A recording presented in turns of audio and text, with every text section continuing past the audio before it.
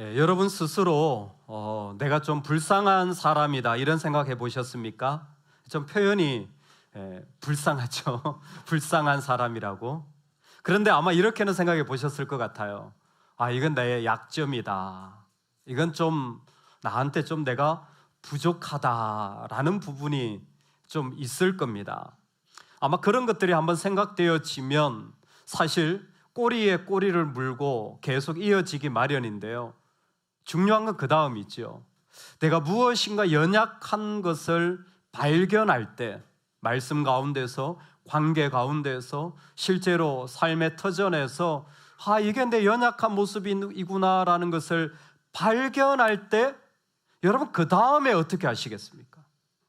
내 연약함이 드러날 때, 그게 조금 많이 드러날 때, 누가 봐도 이건 정말 너무 연약하다, 문제가 있다라는 부분이 내 안에 느껴질 때 여러분들은 어떻게 하시겠어요? 코로나가 참 우리나라도 어렵게 하였지만 일본도 코로나 때문에 힘들었다 하고, 아시겠지만 일본은 기독교가 2%라는 비율을 가지고 있습니다. 파키스탄보다 작고 기독교가 일본에서는 2단입니다. 신도나 유교가 특히 불교가 강하기 때문에 기독교가 2단이에요. 그런 취급을 받는 정말 얼마 안 되는데 코로나를 통해서 통계적으로 3,000개의 일본 교회가 문을 닫았다고 합니다. 충격적이죠. 일본에 하나 교회를 세우는 게 얼마나 어려운지 몰라요. 수많은 선교사님들 일본에 들어가서 평생 한 개의 교회를 세우면 정말 감사하는 나라가 일본이에요. 근데 코로나 때 3,000개가 문을 닫았어요.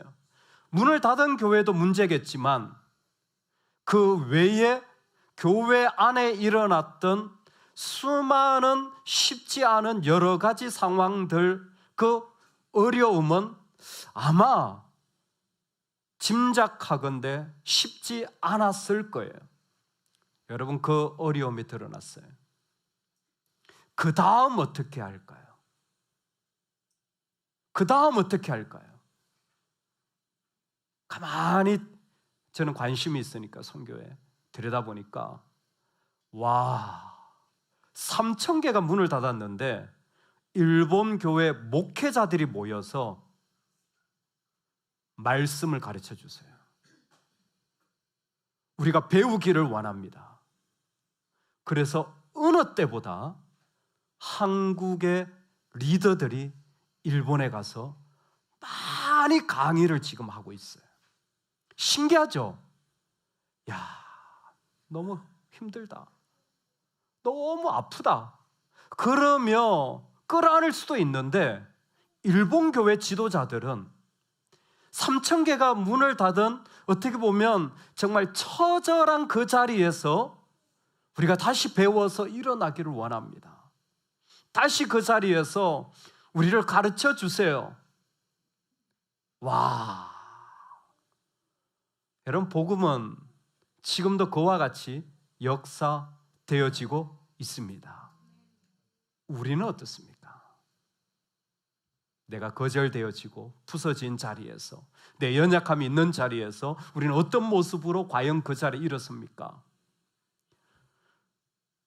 나면서부터 맹인되어진 한 사람이 여리고 근처에 살고 있습니다. 이 사람은 여리고 근처에 살고 있는데, 왜냐하면 여리고는 그 별명이 제사장들의 도시예요. 선한 사마리아 비유 나올 때도 여리고가 등장하죠. 예루살렘에서 여리고를 왔다 갔다, 거기에 보면 제사장도 나오고 레위 사람도 나오는데, 왜냐하면 그들 집이 여리고이기 때문에 출퇴근하는 곳이에요. 한 26km 떨어져 있는데 여리고야말로 제사장들과 종교인들이 많이 사는 곳이에요.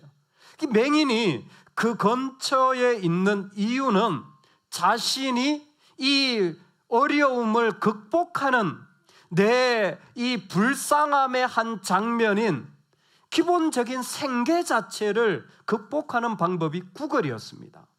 제일 구걸 잘 되는 장소가 어디냐면 그래도 교회 앞입니다. 할렐루야. 할렐루야. 그래도 구걸이 잘 되는 곳이 교회 앞이 되기를 주의 이름으로 축원합니다.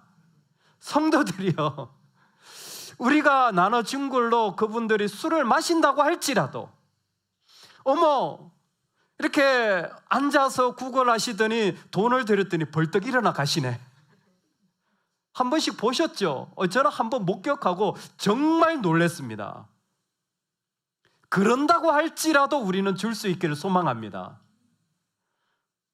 이 맹인이 다른 어떤 예루살렘 어디보다 여리고 근처에 있으면 자신의 이 생계가 극복되어질 확률이 높다라는 것을 그는 본능적으로 알고 있고, 그리고 그곳에서 구걸하는 일은 누구보다도 그에게 있어서 중요한 일입니다. 우리에게도 그와 같은 일들이 있죠. 그냥 말하지 않아도 빨리 반응되어지는 것. 그 가운데 내가 채워져야 될 자리들은 아마 누가 말하지 않아도 금방 반응이 나올 거예요. 내가 정말 필요한데 그것이 누가 준다고 한다면, 내가 지금 어려운데 무슨 도움이 된다고 한다면 그게 반응하지 않을 사람이 어디 있겠습니까? 지금 맹인은 그와 같이 내 안에 나의 어려움이 채워져야 될 자리에 누구보다도 빠르게 반응하는 삶을 살아가고 있습니다. 놀라운 게 이때 일어나요. 그는 구걸하는 것에 가장 반응이 빠른 사람이에요. 근데 시끄러워서 물어보니까 예수께서 지나가신다는 소식을 듣게 되어져요. 그는 구걸하는 것을 통하여 자신의 삶이 해결되는 것에 가장 빠른 반응을 보였던 사람인데, 예수께서 지나가신다는 소식을 듣자 그 자리에서 즉각적으로 다른 반응을 일으키는데, 다윗의 자손 예수여 나를 불쌍히 여기소서. Curious 엘레이손, 앞에서 끊임없이 나를 불쌍히 여겨달라고 했던 기도가 그 구걸에 반응하며 나아갔던 사람에게 일어나게 되어지는 거예요. 이 사람은 구걸에 빠른 사람이었는데 갑자기 예수님에게 반응합니다. 여러분, 사람이 무엇인가 다른 반응을 보일 때는요, 그 안에 사랑하는 게 바뀔 때 반응이 달라진답니다. 그래서 제임스 스미스라는 분이 이렇게 정의했어요. 인간이란 You are what you love. 너라는 존재는 네가 사랑하는 것이다. 네가 사랑하는 게 무엇이다. 네가 사랑하는 게 너의 존재 전부다. 여러분은 무엇을 사랑하고 좋아하십니까? 당연하지. 스피릿 교인들은 기도하기를 좋아하지. 그러니까 여기 오셨지. 그렇죠? 예, 억지로 하는 거 알고 있어요. 우리는 뭘 사랑합니까? 근데 그 사랑하는 게 바뀔 때 사람은 반응한다라는 거예요. 그게 믿음의 변화예요. 믿음의 변화라고 하는 것은 그 안에, 물론 외면적으로는 충분히 바뀔 수 있어요. 그러나 내면적으로 바뀌어질 때 일어나는 것은 그 사람 안에 사랑하는 게 달라진 거예요. 예전에 사랑했던 것이 아니라 이제는 정말 내가 좋아하는 한 가지가 생겨진 거예요. 이 사람한테 그런 일이 일어난 건가요? 말씀은 말해주지 않아요. 그냥 지나간다는 소식을 들었는데 갑자기 다윗의 자손 예수여 나를 불쌍히 여겨달라는 구걸에 가장 빨리, 왜 무리가 있으니까 반응해야 될 사람이 갑자기 예수님에게 반응하는 사람으로 달라진 거예요. 내 안에 결핍과 어려움이 있는데도 이상하게 이 사람은 예수님에게 반응하는 것입니다. 우리는 그의 마음이 어땠는지는 다 알지 못하지만 분명한 한 가지는 알고 있어요. 그게 뭐냐면 예수님을 다윗의 자손이라고 고백하는 것입니다. 예수 그리스도를 다윗의 자손이라고 고백하는 거예요. 이건 사무엘하 7장에서 다윗 언약을 통하여 하나님께서 다윗의 후손을 통하여 그 위를 영원히 경고케 하신다는 약속을 분명히 기억하는 사람들이 하는 말이 다윗의 자손이라는 말입니다. 그 언약을 기억한 사람들만 할 수 있는 말이 다윗의 자손인 거예요. 여러분, 이 사람이 보이지 않습니다. 맹인이에요. 근데 신기한 게 있잖아요. 맹인인데 영적인 흐름은 정확하게 읽고 있는 거예요.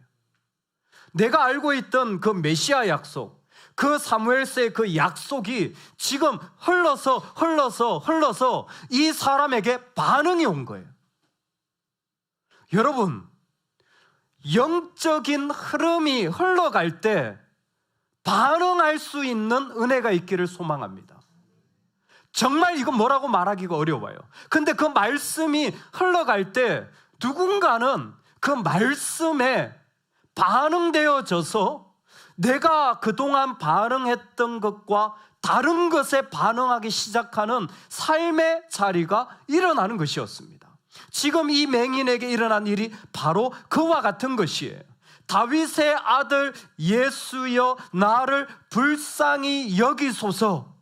그는 지금 영적인 흐름이 흘러가고 있는 것을 보게 되어집니다. 더 놀라운 것은 그 다음이에요.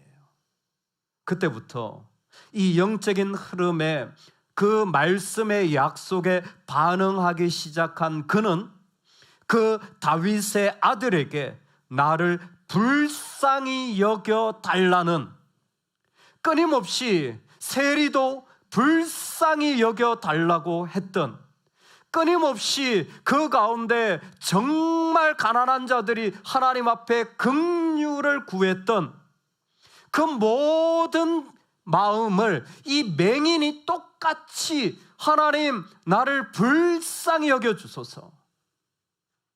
여러분, 한번 손을 이렇게 한번 펼쳐 보시겠습니까? 저는 오늘 이 모습 같더라고요. 손을 펼쳤는데 여러분이 할 수 있는 대로 나를 주님께 드린다는 모습을 한번 만들어 보세요.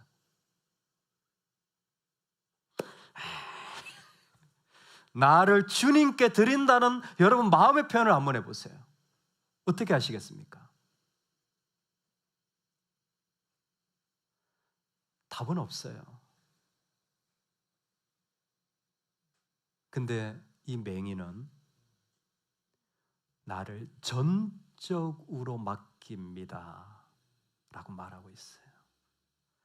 나를 전적으로 당신에게 맡깁니다. 예수님, 그분이 다윗의 아들인 걸 알 때에 이 맹인에게 일어난 일은, 하나님, 저는 그동안 말씀을 들었는데 지금 성령의 은혜 가운데 그 말씀이 내 눈을 뜨게 하였습니다. 이분입니다. 이분이 성경이 말한 메시아고, 그리고 나는 그분에게 내 모든 것을 맡깁니다. 내 모든 것을 맡깁니다.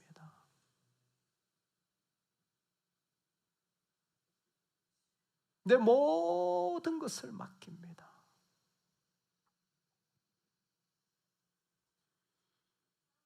고등학교 2학년 때 부흥회를 하고 은혜를 받고 주님이 얼마나 좋았는지 제가 혈서를 쓰려고 했다니까요. 주님 사랑합니다. 그럼 주님이 제 마음 받아주실 것 같았어요. 신학교에 입학하는 제 마음은 주 예수께 받은 사명, 곧 이 은혜의 복음을 전하려 하면은 나의 생명을 조금 더 귀한 것으로 여기지 않노라. 정말 그 마음으로 신학교라는 곳을 선택했고, 그게 작년 저의 첫 번째 설교였어요. 아직도 기억합니다. 그런데 문득 제 안에 이런 마음이 들어요. 너 진짜 생명 드리고 있니? 너 진짜 주님께 다 맡겼니?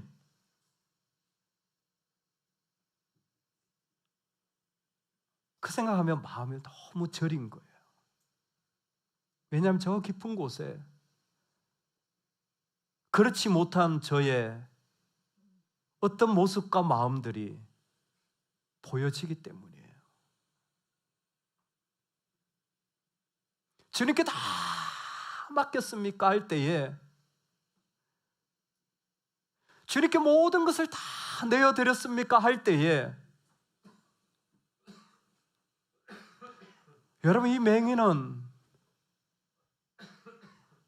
국어를 멈추는 것으로 이미 내 먹고 사는 것까지 주님께 맡기고 있는 거였습니다. 내가 살아가야 할 자리까지 주님께 내어드리는 것이었습니다. 여러분, 이 은혜가 우리의 중심 가운데 있기를 소망합니다. 어떤 것들도 내 안에 있는 것들이 이 밤에는 주님께 다 맡겨지는, 주여 나를 불쌍히 여기소서, 내가 다 주님께 맡겨드립니다, 내 안에 하나도 남김없이 다 주님께 맡겨드리는 기도가 있기를 축복합니다. 아멘. 이 맹인에게 일어났던 고백과 달리 함께했던 제자들은 이해가 되질 않아요. 갑자기 왜 이 사람이 이런 반응을 보이지? 우리의 무리도 아니고 우리와 함께 훈련받았던 사람도 아닌데 왜 네가 갑자기 예수님의 이름을 그렇게 부르냐? 조용해라, 잠잠하라. 이 사람을 그 가운데 잠재우려고 합니다. 여러분, 이때 성경이 더 기가 막힌 말씀을 우리에게 주시는데 그게 뭐냐면 꾸짖어 잠잠하라 하였더니 잠잠하여진 것이 아니라 더욱 크게 소리 질러 다윗의 자손이여 나를 불쌍히 여기소서 하는지라.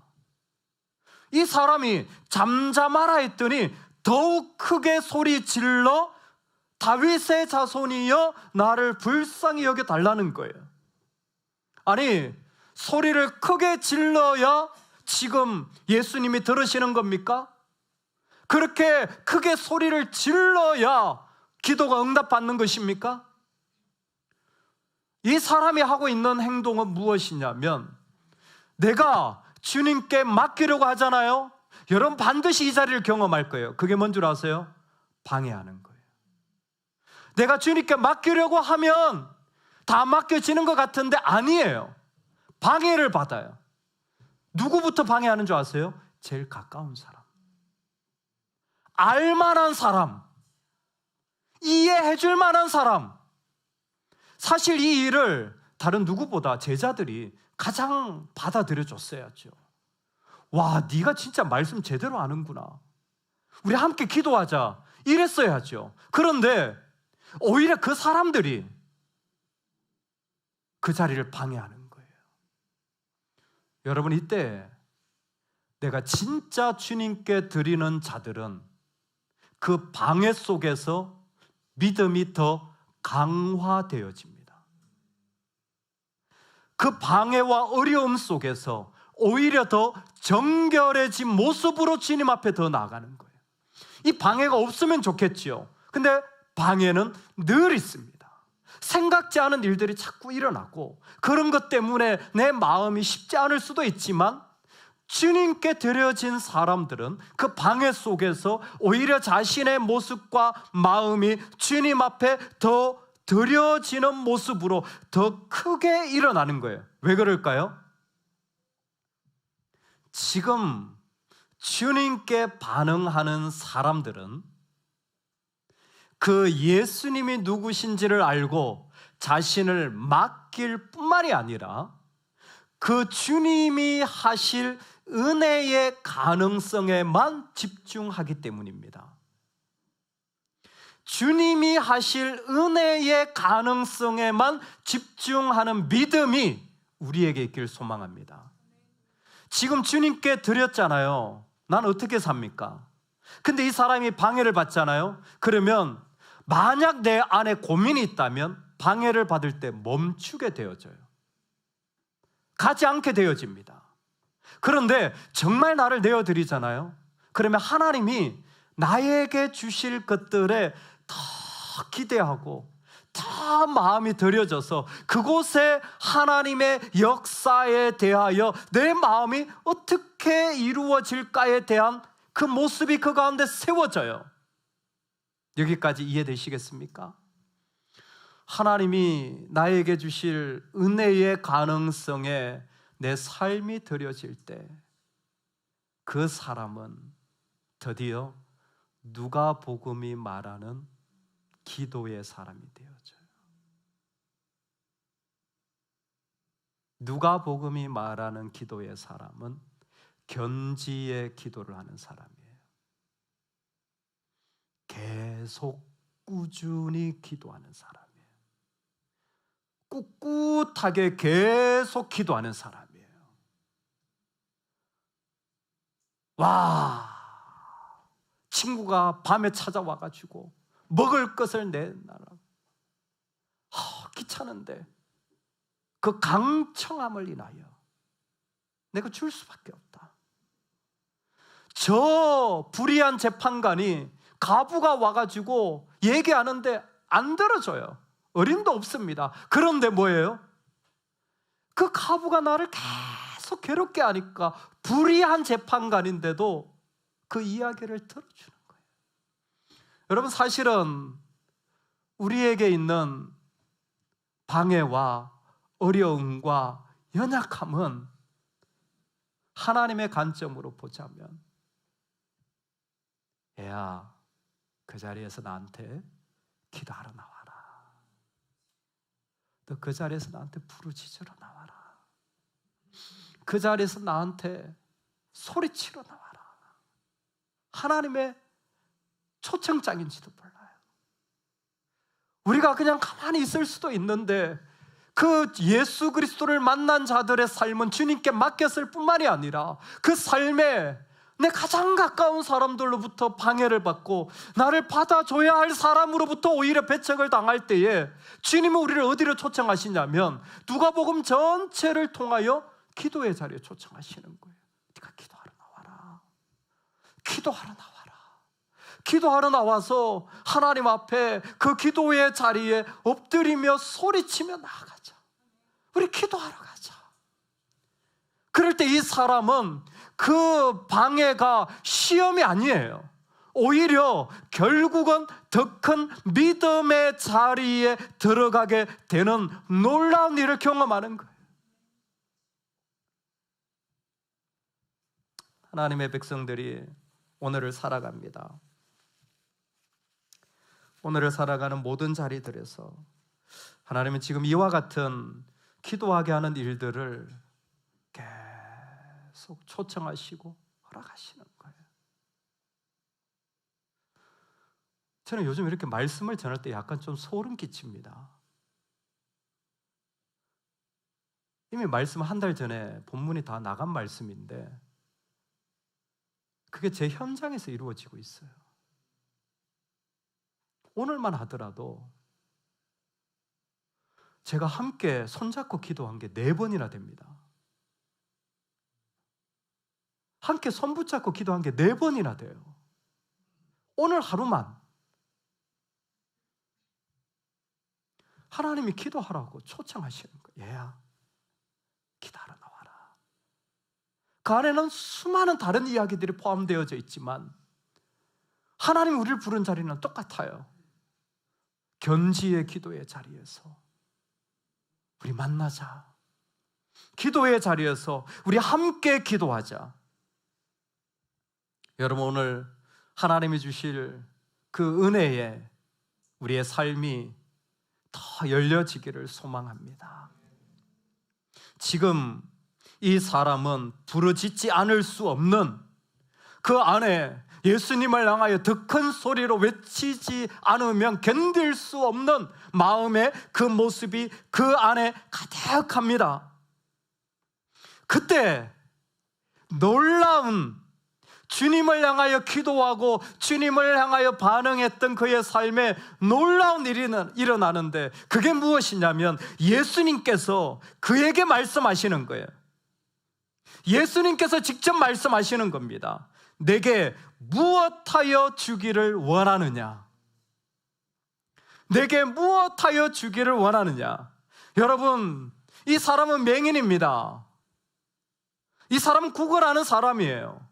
이 사람의 이름도 없습니다. 이건 다른 말로 하면 그들도 보지도 않아도 될 사람이라는 거예요. 누구도 이 사람을 주목하지 않습니다. 이 사람은 문제덩어리예요. 이 사람은 도와줘도 끝이 없는 사람이에요.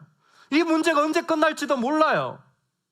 우리 이런 것을 그냥 골치 아픈 문제라고만 생각하는데, 예수님에게는 너입니다.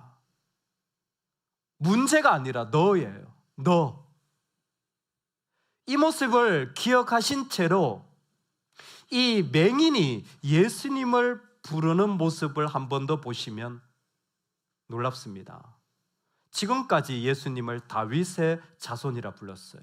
근데 너에게, 나는 네가 한 사람의 영혼이다, 너에게 무엇하여 주길 원하느냐 할 때, 여러분, 이 맹인은 예수님에게 주여 보기를 원하나이다.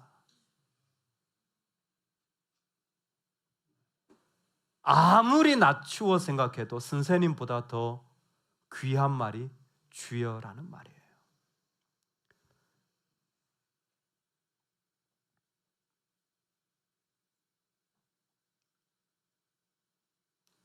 결핍과 어려움의 순간을 지나갈 때에 그는 드디어 예수님께 반응하는 사람이 되어져요. 그리고 믿음은 놀랍게 우리 모두에게 주님의 영적인 흐름 속에 참여하도록 초청받습니다. 초청받아요. 그리고 그때 반응할 때 그 사람에게 주님은 주님의 이야기들이 시작되어지고, 방해가 있더라도 더 큰 은혜의 자리에 여전히 나아가게 되는데, 그때 세상 누구에게서도 볼 수 없는 예수님에 대한 존중이 그의 마음에 가득해지는 거예요.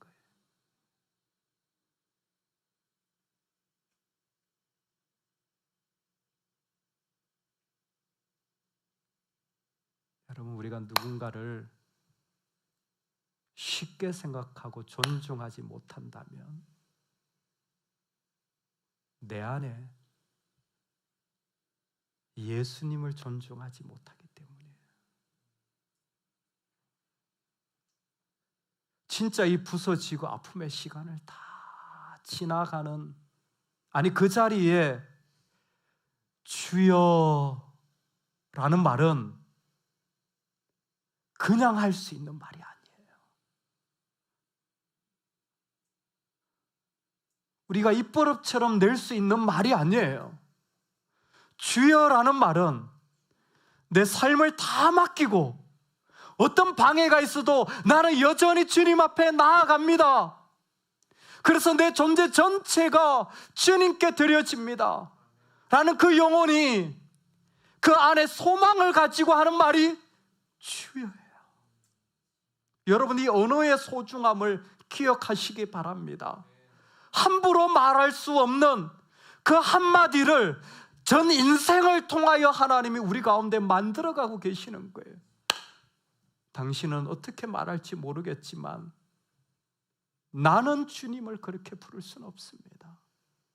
사람들이 당신을 문제라고 볼 수 있는지 모르겠지만 나한테는 그렇게 보여지지 않습니다. 왜냐하면 주님이 나를 소중한 한 사람으로 봐주셨고, 이 맹인에게 나타난 일들도 그 주님이 세상 누구에게서도 볼 수 없는 유일한 내 주님이기 때문에 그래요. 그래서 이 사람은 보기를 원합니다. 이렇게 말해요. 보기를 원합니다.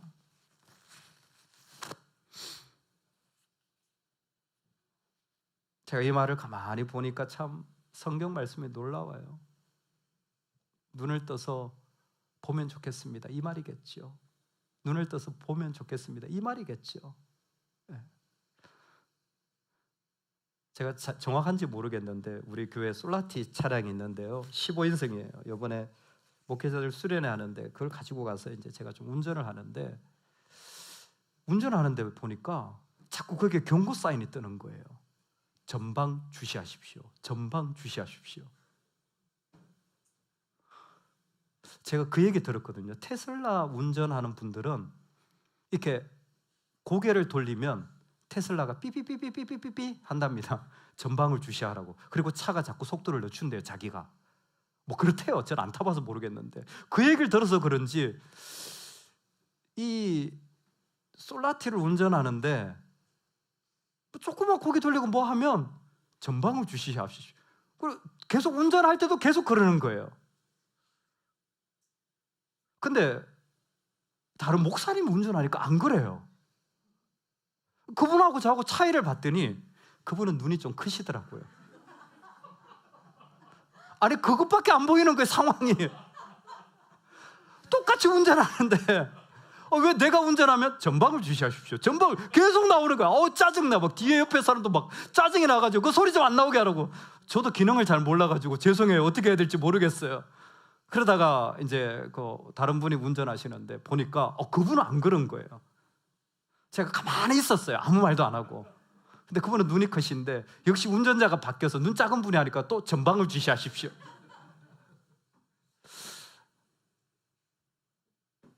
주여 보기를 원합니다. 라는 말은 아나블레뽀예요. 이것은 위를 보다라는 거예요. 말 자체가 그래요. 주님 내가 보기를 원합니다 라고 말하는데 이 사람에게 주여라는 것은 내 인생 전체를 맡긴 단어예요. 내 인생 전부를 맡긴 단어입니다. 내 삶의 전부가 들여진 단어예요. 그 단어 속에서 내가 원하는 것은 위를 보기를 원합니다. 내 눈이 떠여지고 내 삶의 자리가 열려져야 되는데 주님 내가 보기를 원합니다. 정말 주님이 위에서부터 이루시는 것들이 내려와서 하늘에서부터 내려와서 내 안에 이루어지기를 원합니다.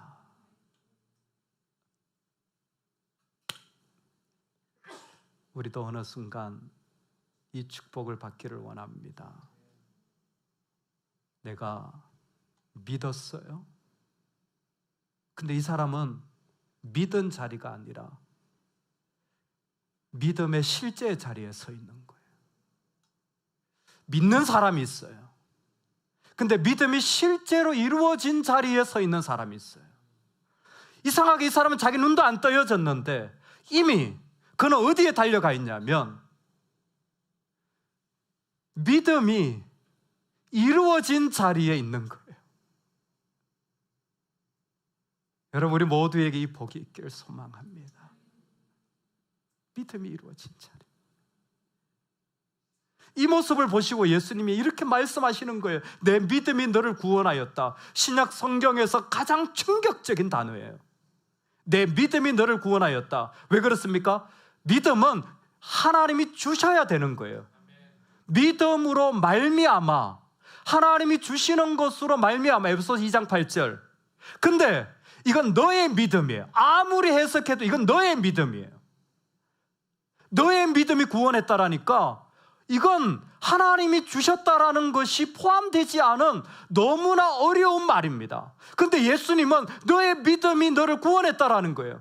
이 말을 조금 더 구체적으로 살펴보면 조금 전에 부자가 천국 들어가는 것이 낙타가 바늘기 들어가는 것보다 더 어렵다. 그랬을 때 제자들이 하는 말이 뭐냐면 그럼 누가 구원받을 수 있습니까? 누가 구원받을 수 있습니까?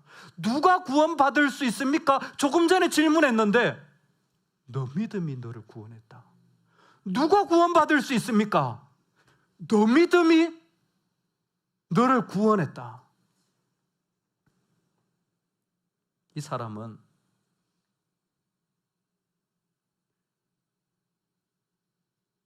자신의 눈의 아픔을 통하여 자신의 삶의 그 부족을 인하여 주님의 은혜에 손을 뻗쳐서 주님, 그 은혜가 나에게 전부입니다. 나는 그것으로만 살 수 있습니다. 다른 어떤 것이 아니라 그 은혜만이 나를 살릴 수 있습니다. 그 은혜만이 나에게 위로가 됩니다. 그 은혜만이 나를 새롭게 할 수 있습니다. 그 은혜만이 내 영혼을 살립니다. 그 은혜만이 나의 부서진 모든 것을 새롭게 할 줄로 믿습니다. 그 믿음의 고백을 그 자리에서부터 선포하는 것이었어요. 이미 하나님이 그에게 믿음을 주셨고 그는 그 믿음의 통로가 되어진 것입니다. 그가 붙잡는 것은 주님, 이 믿음이 오늘 나에게 임하여서 이 땅 가운데 나의 모든 것을 다르게 만들어주는 통로가 되어질 줄로 믿습니다. 너의 믿음이 너를 구원하였다.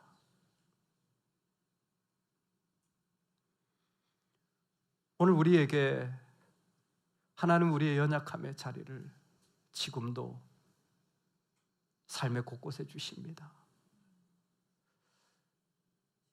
그 자리들마다 울지 않으면 걸어갈 수 없는데 여러분, 우리 조금 우리의 마음을 주님께 반응하는 자로 세워나가길 소망합니다. 장담하건대 그 어려움 사라질 겁니다. 왜? 우리 주님의 사랑은 이해할 수 없이 크셔서 그 사랑으로 다 덮어주시기 때문에.